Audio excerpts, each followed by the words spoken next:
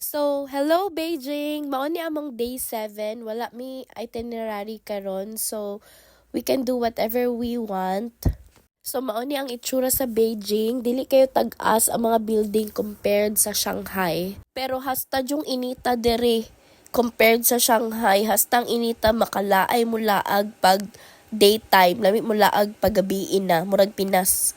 Gikan na mi og Silk Market ana, so nagtaksi na lang mi paadto sa premium outlet kay gusto mag-shopping ako mga manghod na malit sila og mga shoes na branded.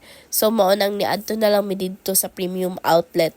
Kay barato ra daw didto. So mao na ang outlet. So naglakaw-lakaw lang mi ni Kim dira, nangita mig kan-anan, tapos nakakita siya ng pizza shop. Kay sige na lang daw mi og Chinese food. Natural kay naman mi sa China mao nang suliton jud. Mauni ako manghod, ginapakita lang niya ang napalit niya sa Silk Market.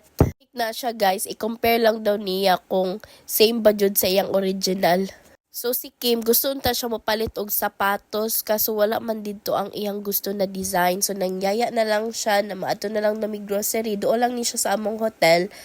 Kay nahotdan na og wipes og diaper si Camila. Na-amaze ko sa ilang grocery store dere kay murag upat siya ka floor. So ang pinakataas kay mga meat siya, yung tapos ang pangtulo kay mga baby supplies, ang pangduha kay kanang mga chicherya, tapos ang sa pinakababa kay kung asa ka magbayad ug makapalit og mga drinks.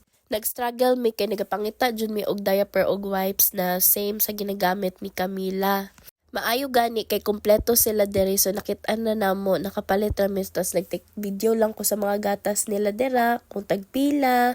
Mostly robot na der nagalimpyo dere sa ilaha, especially sa mall or sa grocery store. Then dinner na, so nangyaya na pod si Kim na mag-dinner daw mi, so nagkaon na mi dere doon sa among hotel. Actually guys, ang logo ani na among gikan-an kay same sa logo sa KFC. So abi na mo na KFC ni pero lami kay siya. Bye.